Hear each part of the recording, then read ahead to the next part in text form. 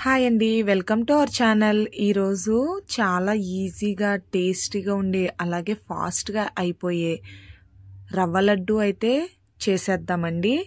చూసారా, ఈ రవ్వ లడ్డు అయితే చాలా ఫాస్ట్గా అయిపోద్దండి. దీంట్లో చాలా ప్రాసెస్లు ఉంటాయి కదా, నేనైతే ఈజీ ప్రాసెస్ అయితే చెప్పబోతున్నాను.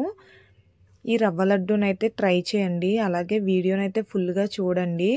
పూర్తిగా చూసి లైక్ చేయండి, షేర్ చేయండి, కామెంట్ చేయండి, ఓకేనా.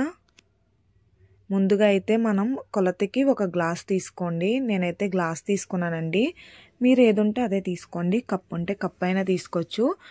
తీసుకుని ఆ గ్లాసు బొంబాయి రవ్వ ఉంటుంది కదండి, ఆ బొంబాయి రవ్వనైతే వేయించుకోవాలి. ఇది దోర కలర్లో సన్నని ఫ్లేమ్ మీద అయితే వేయించుకోండి. ఎక్కువ హై ఫ్లేమ్ పెడితే మాడిపోతుందండి, చాలా జాగ్రత్తగా వేయించుకోవాలి. చూసారా, చాలా అంటే చాలా బాగుంటాయండి రవ్వ లడ్డూలు. మా పిల్లలైతే ఈ లడ్డూలు అయిపోయినాయి అని మళ్ళీ చెయ్యి మమ్మీ అంటున్నారండి. చూసారా, ఇట్లా అయితే ఫ్రై చేసుకోండి. అక్కడక్కడైతే బ్రౌన్ కలర్ అయితే వచ్చింది చూసారా. అలాగే ఇందులోనే యాలకులు కూడా దంచుకొని వేసుకోండి. పౌడర్ ఉంటే పౌడర్ అయినా వేసుకోవచ్చండి.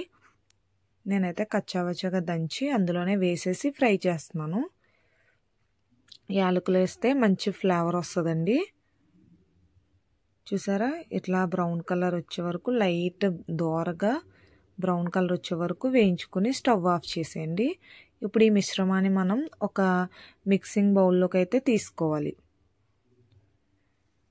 మిక్సింగ్ బౌల్లోకి తీసుకున్నాక ఈ నూక వేడిగా ఉండగానే ఒక గ్లాస్కి గ్లాసం పావు పంచదార అయితే తీసుకోండి, ఓకేనా.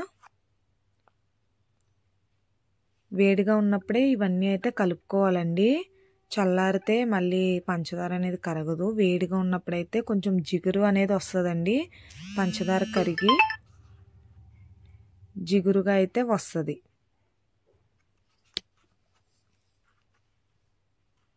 చూసారు, ఇప్పుడు ఇందులో కొంచెం నెయ్యి వేసుకోండి. నెయ్యి కూడా వేసుకొని మంచిగా కలుపుకోవాలి. ఆ నెయ్యి వేసేసరికండి ఆ రవ్వ వేగి ఉంటుంది కదా, చాలా మంచి ఫ్లేవర్ అయితే యాడ్ అవుతుందండి మనకి. తర్వాత కాచిన పాలు ఉంటాయి కదండి, వేడి పాలు వేసుకోవాలి.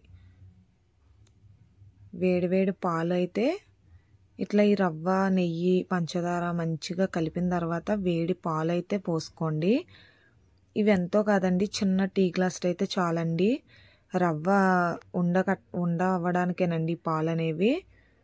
మనకి ఉండ అవ్వుతుంది అన్న కన్సిస్టెన్సీ వరకు పాలు వేసుకోవాలి. ఆ కన్సిస్టెన్సీ వచ్చిన తర్వాత ఆపేసుకోవాలండి, పాలు వేయకూడదు ఇంకా. చూసారా, మంచిగా ఎట్లయితే కలుపుకోవాలి. మనకి ఈ పంచదార అనేది ఆ వేడికి కరిగి కొంచెం జిగురుదనం అయితే వస్తుందండి. ఈ రవ్వ లడ్డులు అయితే ట్రై చేయండి, తప్పకుండా ట్రై చేయాల్సినవి. చాలా అంటే చాలా బాగుంటాయండి. ట్రై చేసిన తర్వాత మీరే చెప్తారు.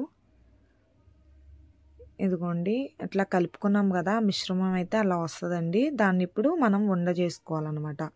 మనకి రౌండ్ షేప్లో కావాలంటే ఇట్లా రెండు ఫింగర్స్ని బొటన వేలుతో ఆ లడ్డూని నొక్కుకుంటూ మంచిగా చేసుకోవాలి. అట్లా చేస్తే రౌండ్ షేప్ అనేది వస్తుంది.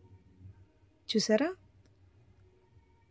ఆ లడ్డూలన్నీ కూడా అట్లా చేసుకుని పక్కన పెట్టుకోవాలి.